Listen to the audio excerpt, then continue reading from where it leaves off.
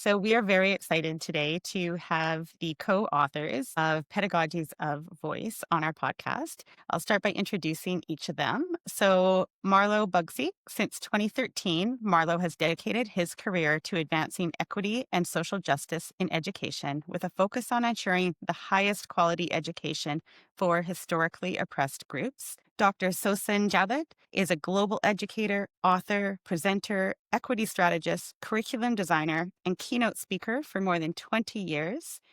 And Crystal Watson, who's not here with us today, but is part of their team, is an innovative, passionate, authentic mathematics educator who always leads with the question, what do the students think? And Shane Zafir has worked at every level of the education system, from the classroom to the boardroom, for 25 years across Canada, US, and beyond. She is the author of The Listening Leader, co-author of the best-selling book Street Data, a Next Generation Model for Equity, Pedagogy, and School Transformation. And together as a team, they have all come together to write their newest book, Pedagogies of Voice, Street Data, and the Path to Student Agency. So thank you so much to all of you for being on Leading Voices in Education today. Nice. Appreciate the invitation. Thank you. So we'll start with asking you about what inspired the creation of this new book, and how did your collaboration come together, and how did your experiences shape the direction of this beautiful book? So first of all, thank you for taking time to learn the correct pronunciation of our names. That was really beautifully done, all four. So thank you for that. I guess the origin story of this book really goes back to Street Data, its prequel or predecessor. And for folks who are familiar with Street Data, the fifth chapter of that book laid out a North Star of student agency that unfolded through these domains of identity, belonging, mastery, and efficacy. And I was sharing with somebody recently that it seems like in each book, there's this strange attractor. I think I was sharing it with you yesterday, Sosan. There's sort of like a strange attractor that folks in the field just start to revolve around and like ask a lot of questions around. So from The Listening Leader, that was the levels of data, which became the book Street Data. And in Street Data, it felt like one of the strange attractors was this agency framework and people really wanting to figure out, we like this Street Data thing, but how do we leverage it towards student agency? How do we use it to really transform instruction and daily learning experiences that young people have? So that idea was planted in chapter 5 of Street Data. And then the four of us came together in really the most organic, emergent way possible through just these different relational connections. Marlo and I, through collaborating in the system in which he works in the Bay Area, Osan and I and Crystal and I first through social media and then through forming connections interpersonally. And we came together to use the equity transformation cycle from Street Data to actually assess the landscape of the field and the need for this book. So we did 5 focus groups with about 30 educators from across North America, many from Canada as well, and just asked folks what they would want in such a book and what they would not want and what they feel needed to be said. So that's a little bit about how we came together, but I'd love to hear from my siblings here what their narrative is. Yeah, I think what I would add is that the collaboration was brought together by, I think, something even bigger, right? Like just really invoking and really being curious and following the street data protocol and like the framework as well. And I would add that Shane didn't necessarily want to write another book because that's how she said it to me. And she's like, we got to see if there's a need for it. And it was remarkably like absolutely needs to happen. And so I think just hearing community, and I see all educators as community wanting this, that's the spirit that brought us all together and continues to keep us threaded to one another. And hopefully threading now being able to meet some other wonderful educators. I don't really have anything else to add to how we met other than I know that when Shane tagged me, I was like fangirling her and I still fangirl her until this day. And like, it was such an honor because I feel like when I read Street Data, and I think Marlo and Crystal will say the same, it was transformative for me as a teacher. And so like so much of the work was in alignment with already, like there was an ethos of all of us kind of sharing that vision and living our lives by it in so many different ways that the work together was very natural. And I feel like that led to us becoming more than just co-authors. And I think Shane called us her siblings. And that is what we feel like we are to each other, a family at a time where community, family are so necessary and so needed. And so if that's okay with everybody, I'll start with the second part of that question, which is like how we kind of melded ourselves into the book and weaved ourselves into the book. I think that just happened so naturally because every single one of our meetings, I've never experienced that in any other professional space. And I've been an educator for 26 years and I've worked internationally in a lot of different spaces. But we start with what Shane and Marlo, and I don't know if it's something that they coined up or if it's something that exists and I just never experienced it until they introduced it. But these rituals that are rooted in really kind of connecting and building this like really strong community. And so the book was written in solidarity. And I think that Shane's selection of co-authors are people who come from different backgrounds, both professionally and our lived experiences. Our racial and ethnic backgrounds are super different. Our religious backgrounds are different. And so just really kind of representing the wide range of identities, both in the field and outside of the field, was a really big part of this work. And it was weaved into the book in real ways. And so this book is a book of solidarity in a time where the world needs that. And I think that weaving ourselves and our stories into the book, and just based on feedback that we've had every time that we've kind of presented the book to audiences,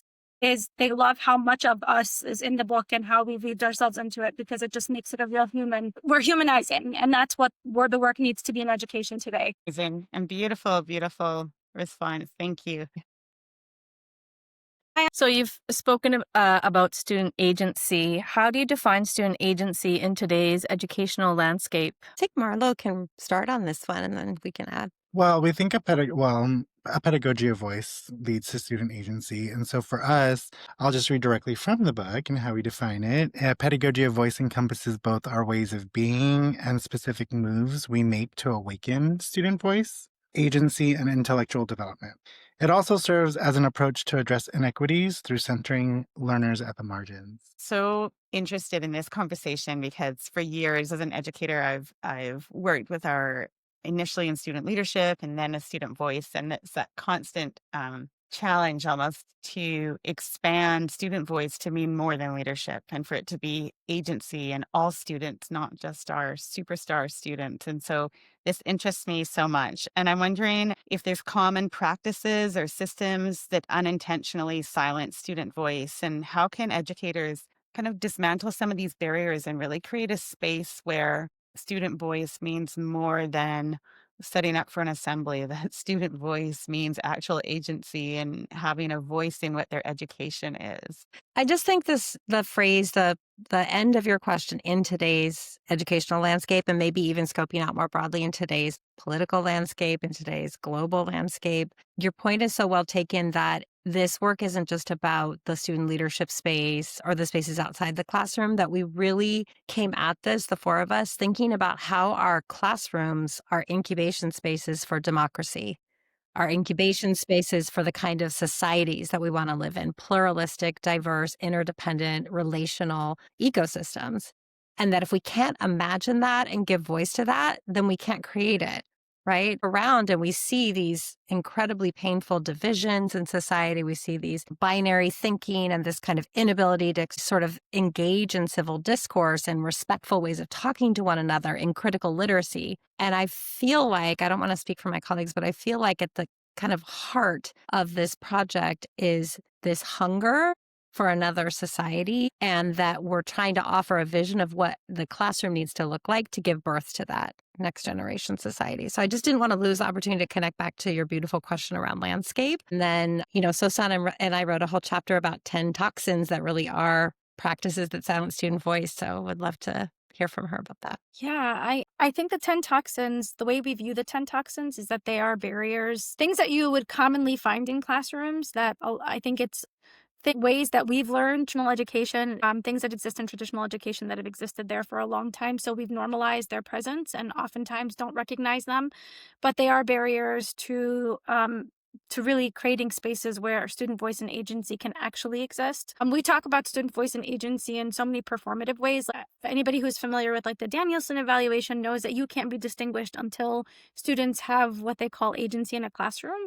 But oftentimes when we try to determine what that looks like, it's very checklisted. And so the toxins really define some of those practices and some of the mindsets, like binary thinking, like the idea of like being the sage on the stage and having like all of these kind of different things that exist and are things that are quite visible once they're outlined and they're tangible in the classroom. And that if we can really be more cognizant of them, we can also be cognizant of not continuously like replicating them in our classrooms. And then chapter 4 offers the ways of being, which are not directly countering the toxins, but offer specific ways that teachers can really think about different ways of being that are conducive to setting a foundation for people to start building this student agency and really leveraging the pedagogies that are offered in the book as a means of helping students determine their own pathways and crafting their own future. And that's why like the pedagogies and the framework, identity is a really big part of that too, is because there's so much work that happens. And it's not just pedagogy and it's not just instruction, right? It's not just the way teachers teach or the books that we choose and the things that we've kind of reduced what equity in classrooms actually looks like and what democratizing education looks like, but it's much bigger than that. As you were like talking about those 10 toxins, and I was thinking about how we started off our school year and we have a student leadership group. And it's really hard because we do use a bit of a checklist when we do a lot of this, right? Because I think sometimes teachers, myself included, want to rush through. Can we dig a little bit deeper into that teacher as expert toxin and also the power over? Because I think those are the two most common ones. And when teachers are doing that, it is with good intentions, right? It's because you think you're getting that student voice and you're digging deep, but you've actually planned a lot of things up front for students to agree to. And I've been guilty of that many times. Because actually, in the book, the binary thinking power over, or teacher as expert, I offer at the beginning of the chapter my own reflections as a beginning year teacher, and I was like super proud, like, oh my God, yes, they're doing everything. And I'm a great teacher. I was even video recorded while doing that. And it's very real. I love talking about this because one, I'm able to I'm actually practicing a way of being, which is vulnerability and just really owning and understanding that in my reflection of my practice prior, I was actually very complicit to creating these toxins or to upholding them or having them breathe it. And I was that teacher that literally did not smile before Thanksgiving, and I'm a really smiley person. And I was like, no, I gotta do it because I was told to do it. And then like now post like being in this stage of my career, that reflection and all the things in between that led me to a more pedagogy of voice in my classroom, I saw those all went out the window. Have a plan, great, but also be willing to humanize your kids right in front of you. They're not numbers. They are not just these like data points that we don't see as real beings. And I mean, I really talk about in chapter 2, like what does it mean to choose the margins? The end of one, which I think Alcine Mumby had said first, the power of one person can really, really shift your entire paradigm of thinking if you allow it and if you stay curious. And so to undo some of these toxins, the teacher as expert and all of these things, it takes a deep dive within first. And we pose some questions. I'm going to call in Crystal here because she offers some really amazing awakenings that have us really grapple with some of our practices and interrogate privately, of course, for you to do that with. And I offered my own reflection of what it meant for me to go and think about what I was holding on to. And nobody's going to blame or shame me for doing that. It's just a matter of if you're willing to engage and deeply reflect on the practices that may be unintentionally harming students. Well intentioned, and I think even one of our norms from the aorta is like acknowledging impact over intent. So we could be very well intentioned, but having a really large impact in a negative way or a positive way. So I would offer that. Hopefully that Thank you. offers. In your book, you introduce 4 domains of agency: identity, belonging, inquiry, and efficacy.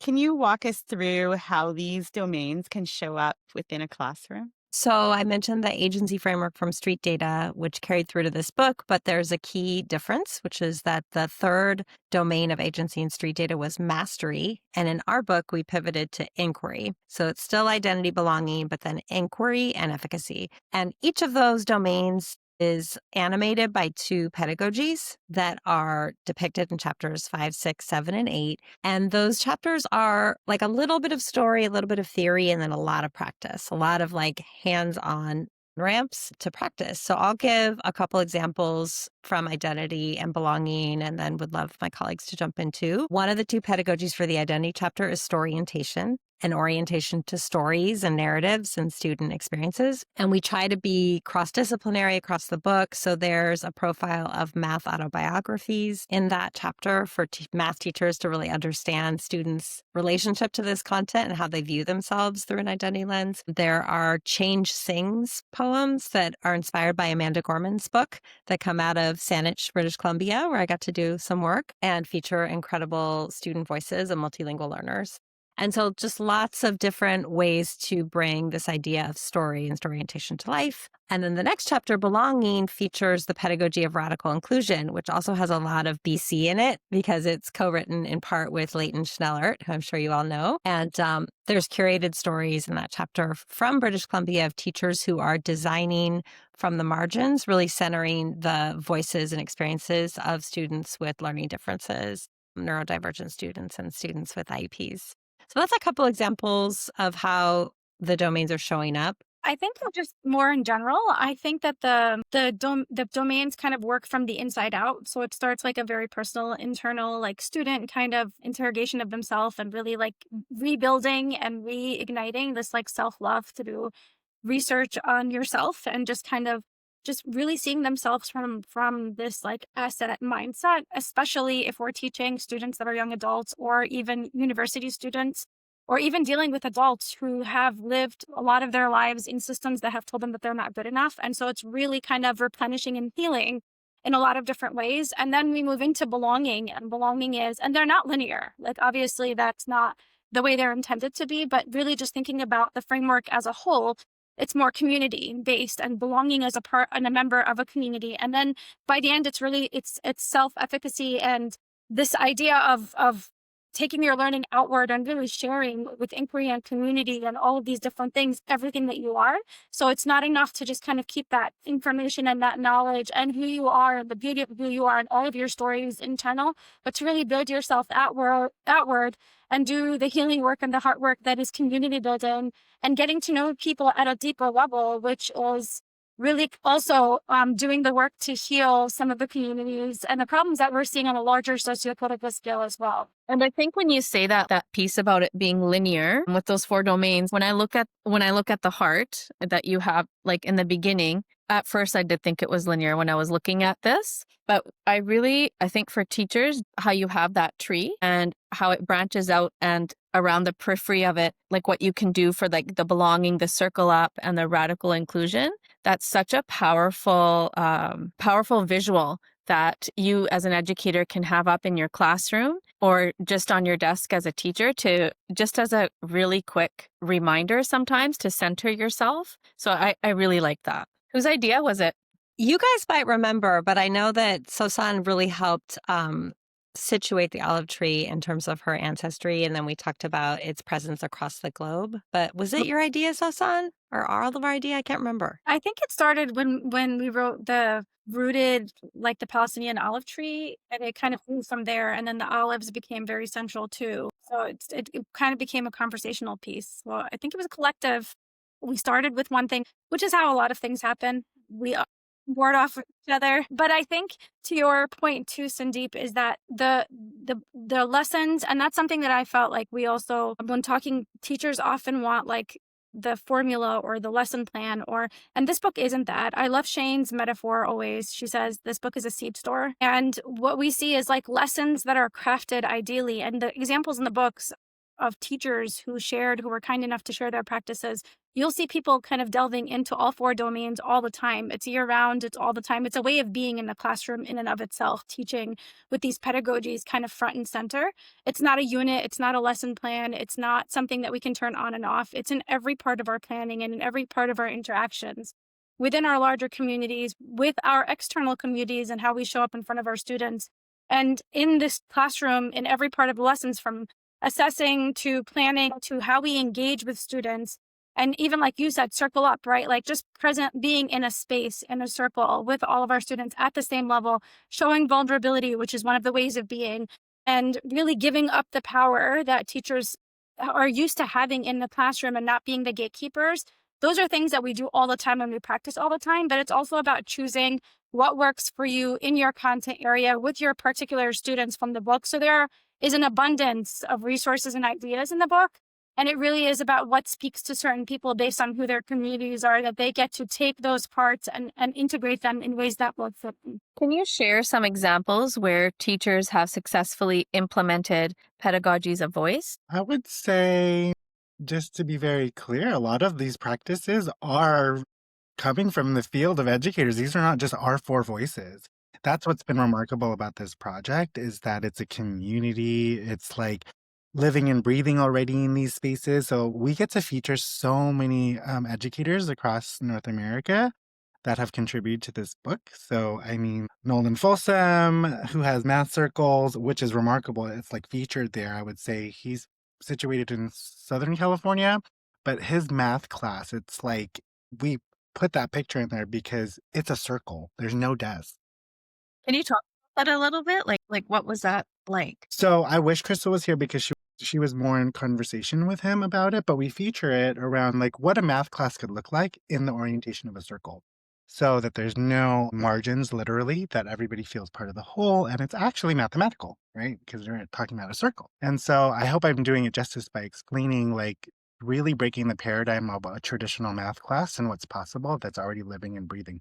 Nolan was able to share his orientation around how his math operates. And there's whiteboards behind everybody. So if they need to work together, they do it. It's already oriented, but they're just sitting with their notebooks in their laps. And then there's this big open space in the middle. And I'm like, we were mind blown when we got shared with this. We're like, that is remarkable. This is exactly what it looks like in a math class. And I think we feature like not just math, we feature science, we feature English, of course, a gamut of different content. So this is, to Sosin's point, applicable to all grade levels. It's instruction and there's guidance. And I think we offer it up as a seed store to think about, like, these are just the seeds, like what your garden looks like and how you want to blossom them, how you want to orient them. That's up to you, right? And so here are just some guidance of like protocols around questions over answers. And like one of my favorites is the sort that we use in inquiry, like to engage and instigate dialogue with one another. And a lot of teachers struggle with, how do I get my students talking? That's a real thing, right? And so we offer different types of protocols. Here's what you do to build that, and here's what you do to set the tone for the classroom for the day based on the inquiry that you'd like to do. It's such a beautiful metaphor of seed store. And it's interesting for us on our podcast as well, because just a few weeks ago, we had Dr. Shelley Moore, who I'm sure you're familiar with, on our podcast. And she was talking about seeds as well, and how when you're at the plant store and you're picking out your plants, every plant is able to tell you exactly what it needs. It needs a little bit of sunlight, a little bit of water. You know, if only we could have that magic where every child, that we were also looking through that lens of exactly what that child needs to thrive. So one of our schools, Bear Creek, has adopted that for this year, where they were actually creating for their staff and for their students a little seed packet of what each human needs to thrive in their environment. So we see the seeds coming up again. And I know in Surrey schools, we have, as you know, we're a very large district. We have about 83,000 learners right now.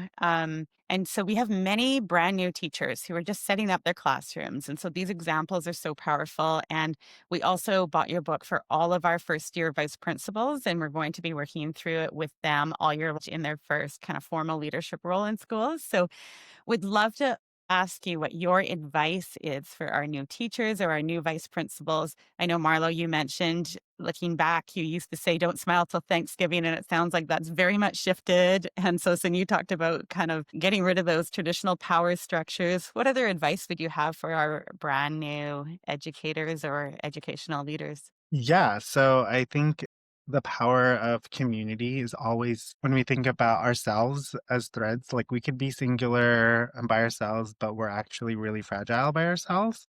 But it's naturally human to want to be in relation to one another and in community with one another. If you're a new teacher, new administrator, wherever you're new in and out of education, find a community first. Find your people, find the people, because when you develop these micro communities, then the trust becomes bigger or larger, and you're willing to share. And you just need these like real human spaces. And the more you tend to them, the more generative they can be. And micro communities is this concept of starting small. To have big change, it doesn't have to go in. It could start really, really small. And I profile exactly from a very specific student and how my own practice was shifted and changed by one student, about the N of one.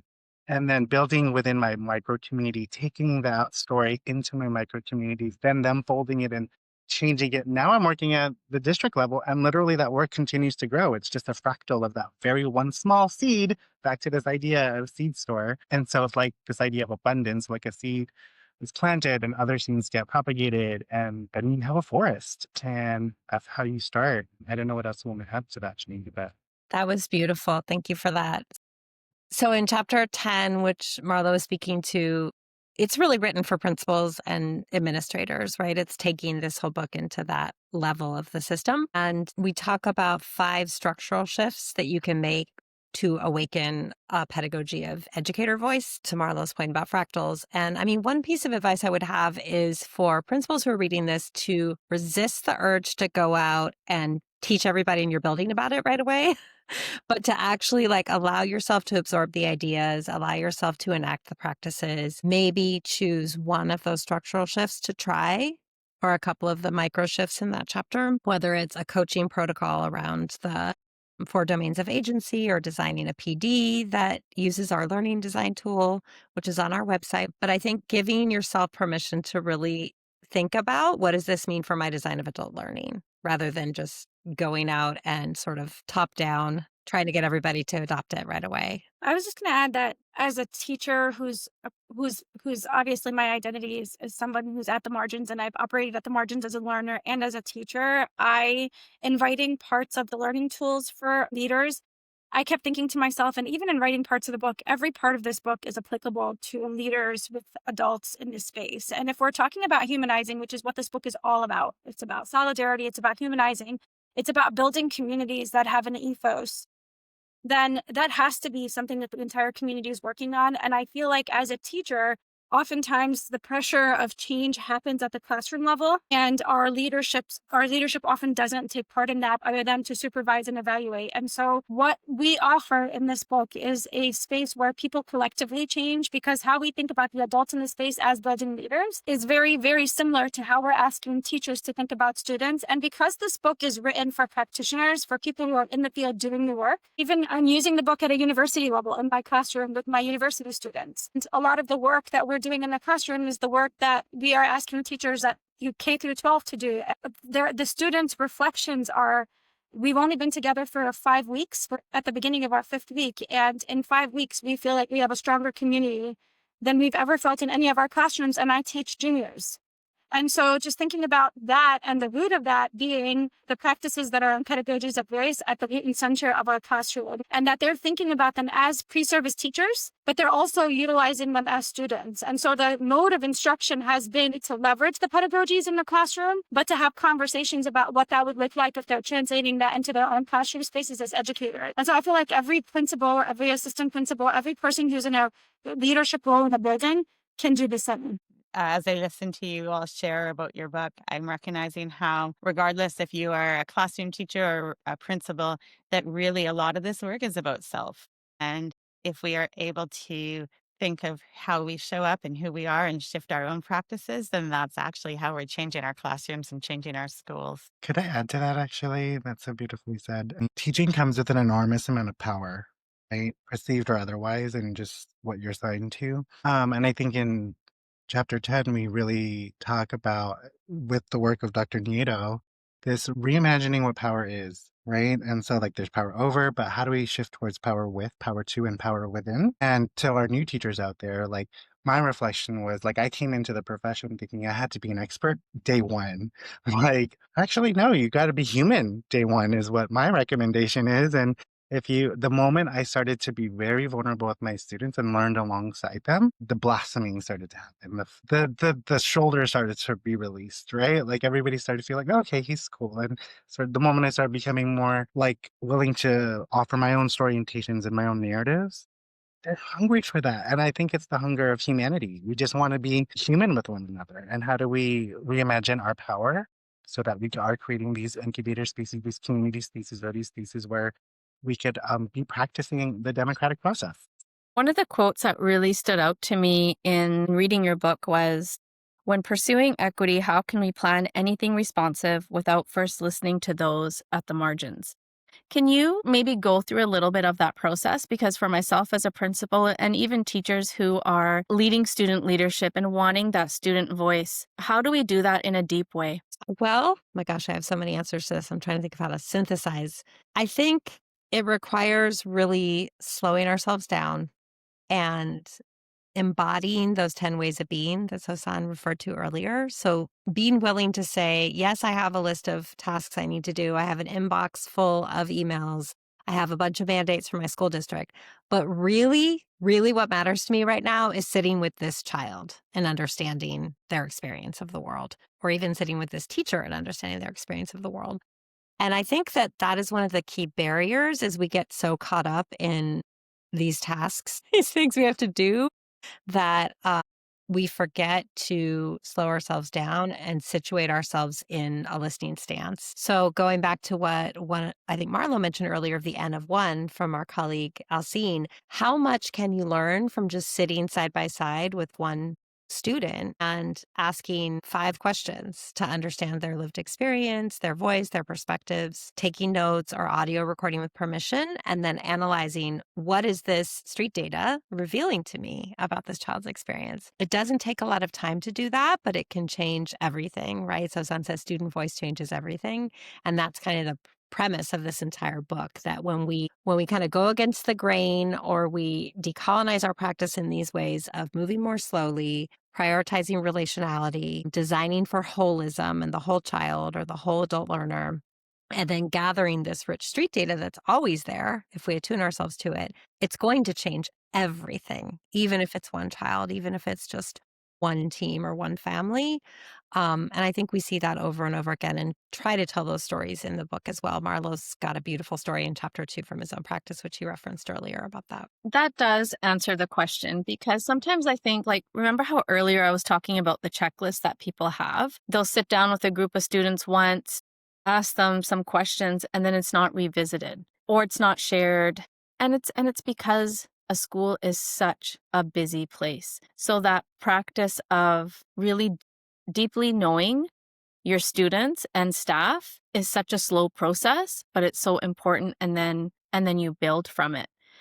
And when I read that quote about parents at the margins, I thought at my next staff meeting, that is what I'm going to put up just for people to think about, because it is those parents at the margins. It is our students at the margins that we really need to plan for. It's not about having them conform. Can I add to that a little bit? I think the big thing too is that we constantly throw around these terms in education, cultural responsiveness and doing all the, but like, how are you responsive to something or someone that you don't even really know, right? And yes, it does take time, because I think the other contention is that you'll hear from teachers is like, when are we going to have time to do all of this and teach our curriculum and meet the standards? The idea is that you're marrying all of those things together, right? Like that education becomes much more meaningful when we can leverage student experiences and show them how what they're learning is actually going to improve their status, going to give them the power back that we've stripped from them historically, give them a better understanding of the world, help to cultivate curiosity and joy and self-love, and give them the ability to dream back, right? All of these things happen only when and if we can actually create learning experiences and co-create learning experiences with them that are actually for them. And that's where the toxins are super important, because if we are really taking the toxins into consideration, then we know that the teacher is not an expert. Then you're no longer the gatekeeper, right? Then you're taking a step back, and the expertise, you have to show up as a learner in your classroom, even if you're the teacher. I think that in 25 years of education, I've learned more from my students than from any degree or any classroom or any workshop. They are the best teachers, right? And they are 80% of the curriculum walks into the classroom with your students. They are the curriculum, and their lived experiences are what we want them to really be able to read and understand, especially in a world that is, particularly for students at the margins, really attacking everything that they are at the very core. And so, like, how do you continue to teach things like similes and metaphors if we're not attaching that to power of literacy and liberation? And it becomes this like really liberal curriculum across the board. It's teaching the standards and teaching curriculum, but also making it super relevant. And the only ways to do that is if you're disarming, you're aware of those toxins, you're using the mindset shifts offered in the ways of being, and you're really authentically creating learning spaces where you're getting to know students deeply so that you can co-create and create for the actual students, not who you think the students are, which is what a lot of educational systems are doing. We're creating for who we think the kids in front of us are. And that's why we continue to miss the mark. Oh, very powerful. That's so true. I love that. I love the examples you're offering us, because you've offered some examples from our most academic classes where sometimes you hear, oh, I don't have time for this because of the curriculum. So somehow you've shown that, no, I'm teaching university and this works. And it's here we are in academia coming together and stronger for it. We often, with our vice principals too, have them pick a few students that they don't know that are the one that maybe are under the stairwell, or someone that they've passed where they don't know their story, and picking up to about 5 students that they just get really, really curious about and lean in and listen. And over time, how does that relationship shift their leadership? And we're often asking our vice principals, what are you learning from the students instead of the other way around?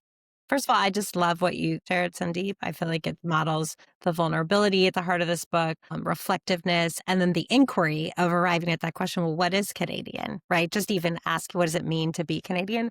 So it's making me think of this teaching from Elaine Alec, if folks know her. She's a writer in BC, a Silks woman. And she says, who am I? This question can really throw people off, but there's a reason our elders would ask this question before we made important decisions. People needed to know who they were, what they were good at, where they came from, and who they belonged to.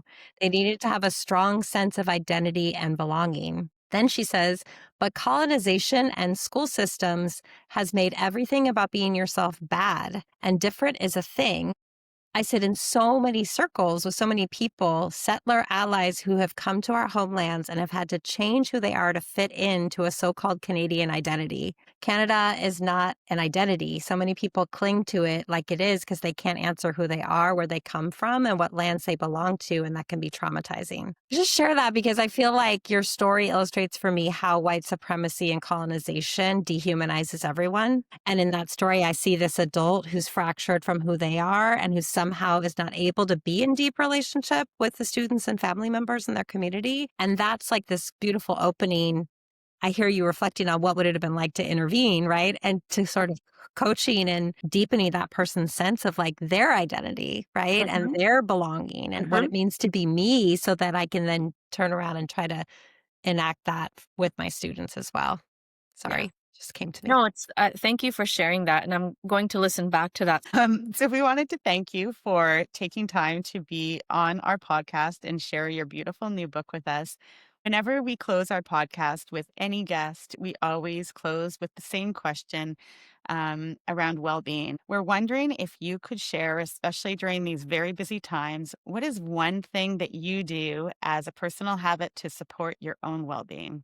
I think my colleagues know breath is so big for me. Like, and when I mean that, I don't mean that just like, wait, what do you mean? We all breathe.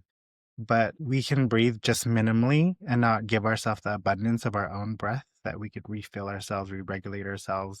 And so anytime, like I'm even feeling it right now because I'm talking about it and being conscious of it. And we have the power to refill our bodies based on what we have access to this present moment. And breath has always been something I've been cognizant of. And so I breathe. I take a moment to breathe throughout my day, close my eyes as many times as I need to, especially when I know that I'm dysregulated. And then I also catch myself, I forgot to breathe for like 3 hours. I mean, so I would just say that breathing, deep breathing really helps regulate me.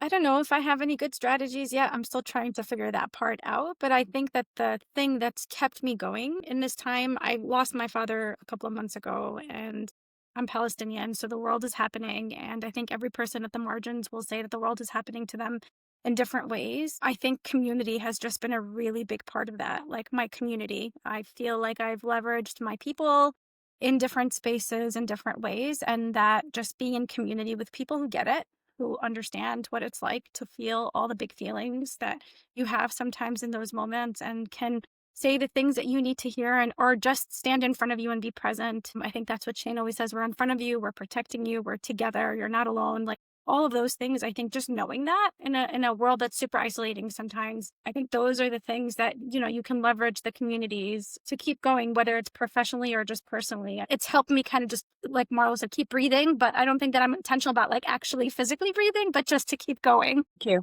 I'm going to offer something that's just arising in my spirit today that I don't think I've ever said in answer to this question, but it feels true right now, which is poetry. Poetry and even children's books. Like right now, I feel like I'm looking for answers that are beyond my usual toolkit.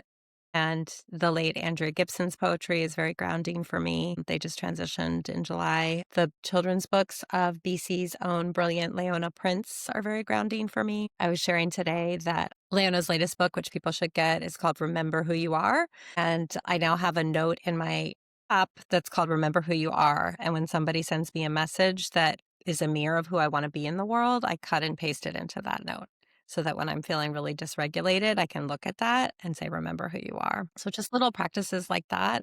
The work of artists and poets and creators right now, I think is more important than ever. Just honored to be asked to share our voices and our stories and our little baby project, our work of art with you all today. And Shane, I absolutely love that you just said that because I love all your books. But if I go back to Street Data, I had some colleagues who hadn't read it yet. And they said to me, I don't want to read a book about data. And I'm like, no, it's poetry for education. Open it, it's poetry. And so that is always how I have described you as an author. So I think it's so beautiful. I'm going to cry. That's so pretty. That's gorgeous. Thank you. I'm just so grateful to all of you. I know we are so lucky to have you on our podcast, and we were excited about your new book and almost harassing you guys of when does it come out? We want to buy copies. And you're like, you haven't even read it yet. I'm like, no, that's okay. We just know it's going to be amazing and that your core values are guiding it. And it's such a beautiful piece of work. So we are so excited to have this. We're going to share it with our community in Surrey schools. And thank you so much for your time being on our podcast today. Thank you.